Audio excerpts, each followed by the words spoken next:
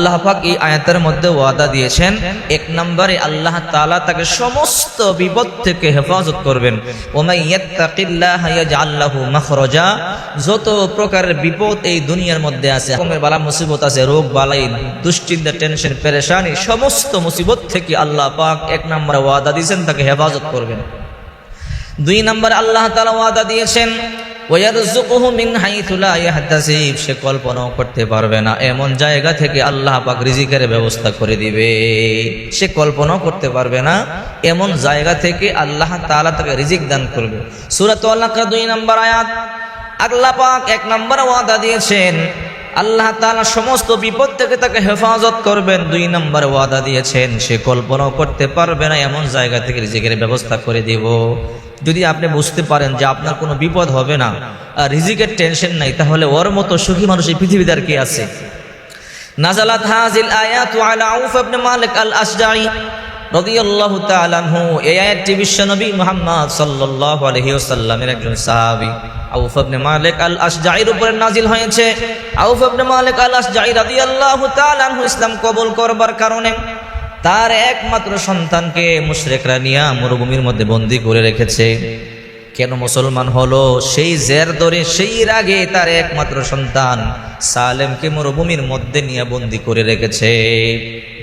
বন্দী করে রাখার পরে এমন কয়েকদিন চলে গেল, এক সপ্তাহ হয়ে গেল, ঘরের মধ্যে কোনো খাবার নাই। সালেম রাদিয়াল্লাহু তাআলা আনহুর একমাত্র কলিজার টুকরা সন্তান, এই সন্তানটাই একমাত্র, আর কোনো সন্তান নাই। এই সন্তানই কামাই করত।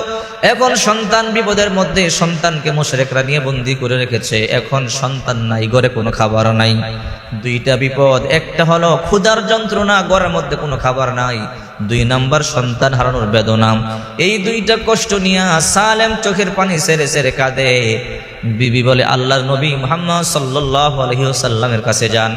আল্লাহর নবীর কাছে গিয়া আমাদের দুঃখের কথা, আমাদের কষ্টের কথা কি আল্লাহর নবীজির কাছে বলেন। আল্লাহর নবী অবশ্যই একটা রাস্তা আমাদেরকে বলে দিবে, যে রাস্তার মধ্যে আল্লাহ তাআলা আমাদেরকে মুক্তি দিয়ে দিবে। এই কথা বলার পরে আল্লাহর নবী, বিশ্ব নবী মুহাম্মদ সাল্লাল্লাহু আলাইহি ওয়াসাল্লামের কাছে সালেম আসলেন। আসসালাতু ওয়াসসালামু আলাইকা ইয়া রাসূলুল্লাহ, আসসালাতু ওয়াসসালামু আলাইকা ইয়া হাবিবাল্লাহ।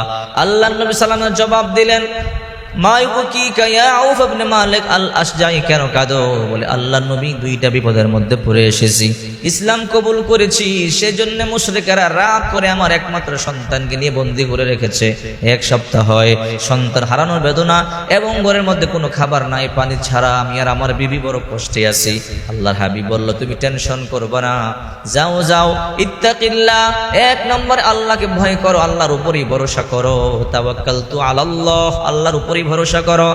দুই নম্বর ইসবির, ধৈর্য ধারণ করো, একটু সবর করো, তাড়াহুড়া করবে না। তিন নম্বর ওয়া আমরুকা ওয়া ইয়াহা আন তাস্তাকসিরা মিন কওলি লা হাওলা ওয়ালা কুওয়াতা ইল্লা বিল্লাহ।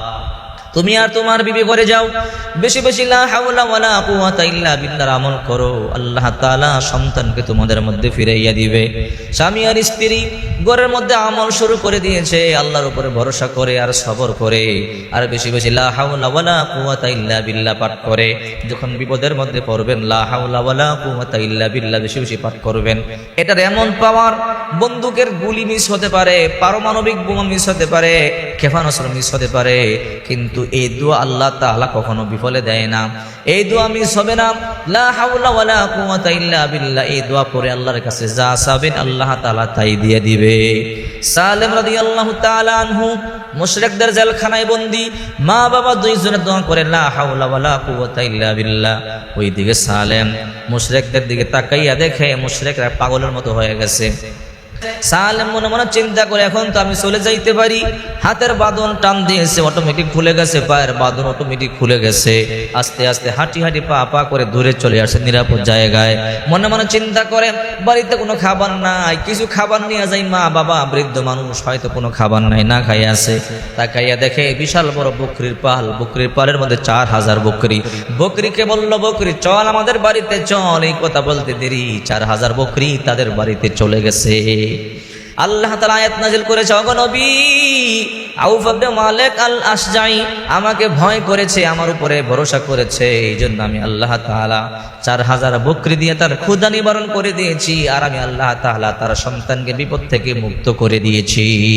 আল্লাহ তাআলা নবী বলেন, ওগো আল্লাহ, শুধু কি এই আমলটা আউফ ইবনে মালিক আল আশজাইয়ের জন্য? আল্লাহ বলে, ওগো নবী, না না, আয়াত নাযিল করে দিয়েছেন, ওয়া মাইয়াত্তাকিল্লাহা ইয়াজআল লাহু মাখরাজা ওয়া ইয়ারযুকুহু মিন হাইথু লা ইয়াহতাসিব।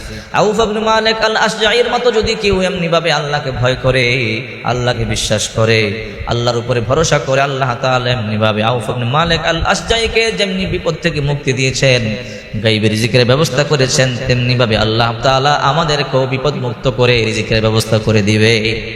এই জন্য বেশি বেশি লা হাওলা ওয়ালা কুওয়াতা ইল্লা বিল্লাহ পাঠ করবেন। লা হাওলা ওয়ালা কুওয়াতা ইল্লা বিল্লাহ, লা হাওলা ওয়ালা কুওয়াতা ইল্লা বিল্লাহ। যত বেশি পাঠ করবেন তত বেশি আল্লাহ তাআলা আপনাকে ভালোবাসবে। এটা জান্নাতের ধনভাণ্ডারও বটে, এটা জান্নাতের ধনভাণ্ডার। বিশ্বনবী মুহাম্মদ সাল্লাল্লাহু আলাইহি ওয়াসাল্লাম এক সাহাবীকে বলো, সাহাবী, আমি কি তোমাকে জান্নাতের ধনভাণ্ডারের খবর দিব না? বলে, ওগো আল্লাহর নবী, বলা হ্যাঁ। বলে, জান্নাতের ধনভাণ্ডার হলো লা হাওলা ওয়ালা কুওয়াতা ইল্লা বিল্লাহ।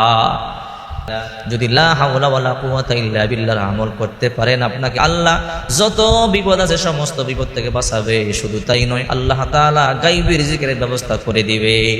তো আপনি যদি লা হাওলা ওয়ালা কুওয়াতা ইল্লা বিল্লাহর আমল করেন, আপনার দুশ্চিন্তা দূর হবে, মুসিবত দূর হবে, আল্লাহ গায়বী রিজিকের ব্যবস্থা করে দিবে। বিশেষ করে যারা ব্যবসায় ক্ষতিগ্রস্ত, চাকরি চলে গেছে ক্ষতিগ্রস্ত, যারা বিপদের মধ্যে আছেন, বাসায় ঘুমাতে পারেন না, ঘরে ঘুমাতে পারেন না, তারা বেশি বেশি লা হাওলা ওয়ালা কুওয়াতা ইল্লা বিল্লাহ পাঠ করবেন, আল্লাহ অবস্থা নরমাল করে দিবে।